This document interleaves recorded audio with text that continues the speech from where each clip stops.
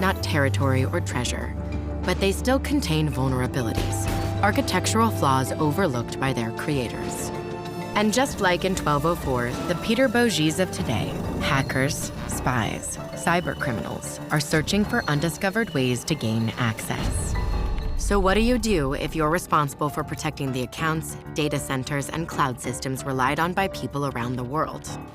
You do everything you can to find the vulnerabilities first, wherever they may be. When it's your job to keep billions of people safe online, you have to live and breathe and see the internet just like the attackers do. Because the only way to stop a hacker is to think like one.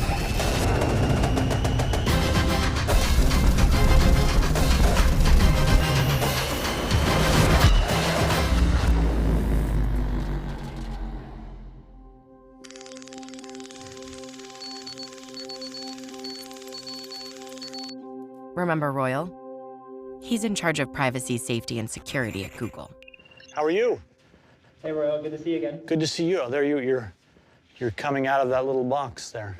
We are the central team that looks out across all of the Google products for the privacy of users, the security of Google, and much of the internet. Wait, much of the internet?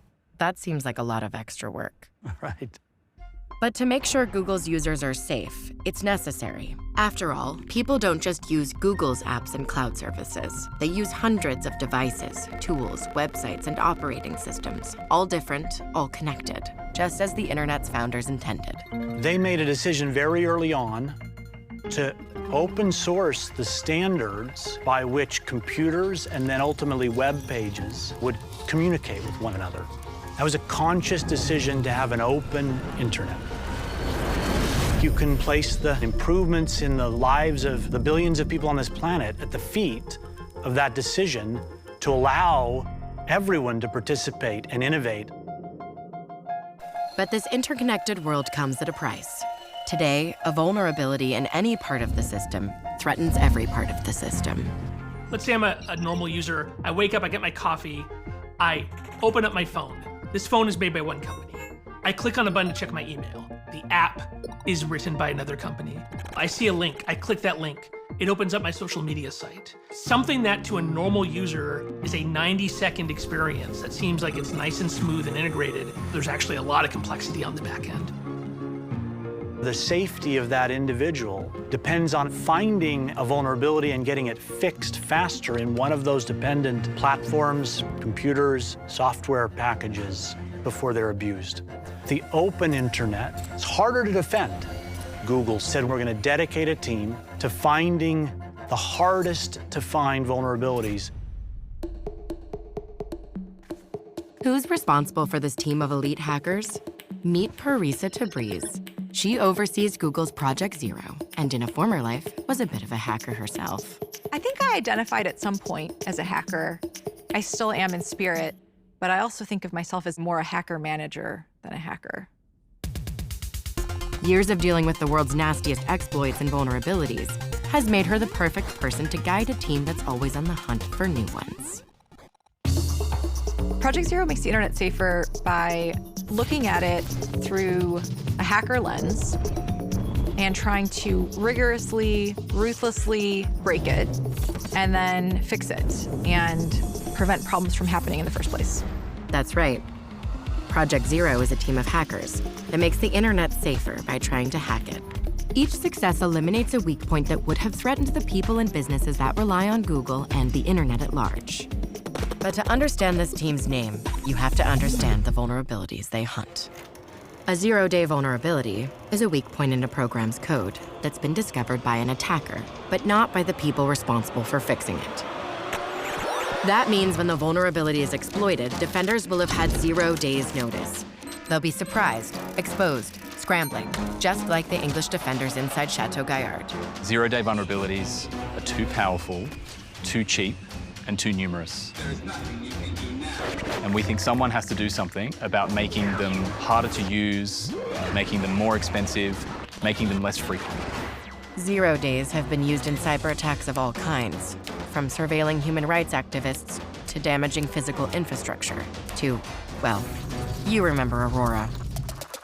The vulnerability that was exploited there was a bug in Internet Explorer, a Microsoft product. That is the kind of case in point that sometimes the weakest point for Google might be a non-Google product. This is Tim. Smiling is encouraged. All right, hi. Tim is the ringleader of Project Zero, and at the age of 15, he was hacked. I was chatting to random people, and they're like, do you want a cup holder? I'm like, what? Do you want a cup holder? I'm like, okay. And then they opened my CD drive. And I was like, oh, that's really cool. Like, how did you do that? And then they wouldn't tell me.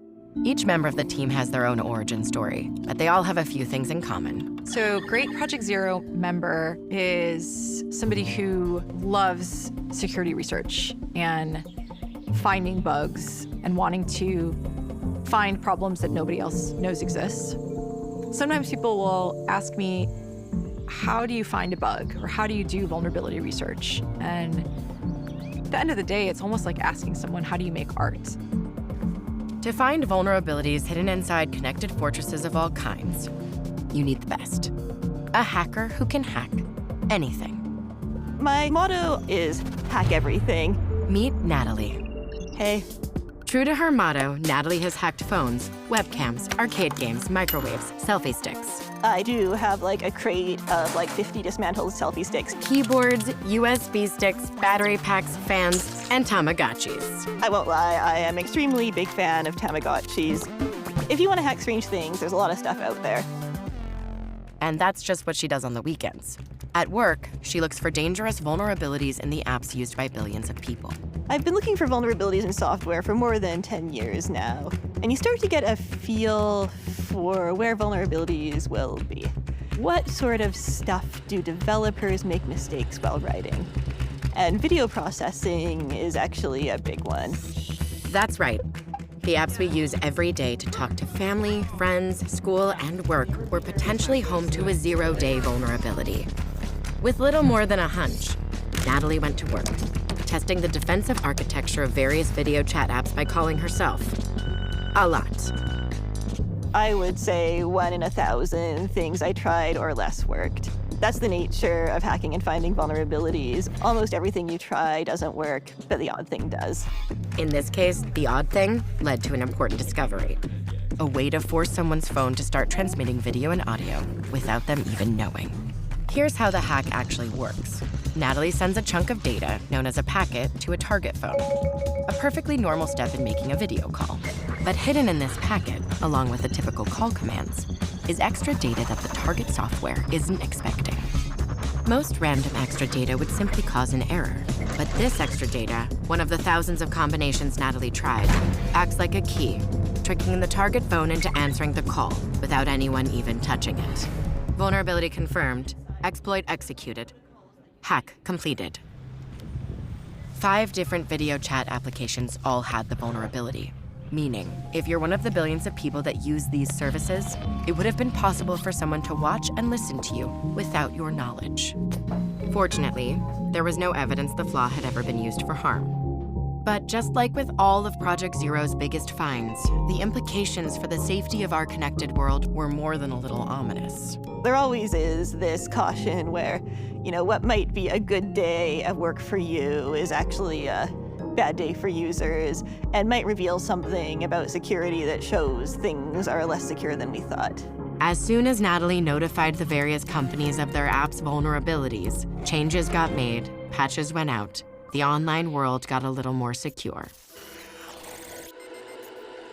But getting 0 days fixed quickly hasn't always been so easy.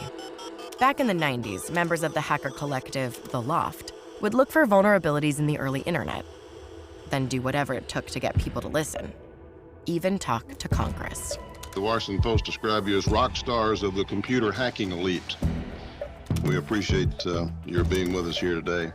Within 30 minutes, the 7 of you could make the internet unusable for the entire nation. Is that correct? That's correct. And until the problem mushrooms up and enough people complain about it, then they'll come out with a public fix.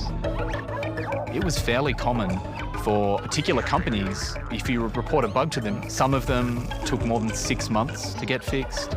Some of them were just, they just were never fixed. They just went into a black hole.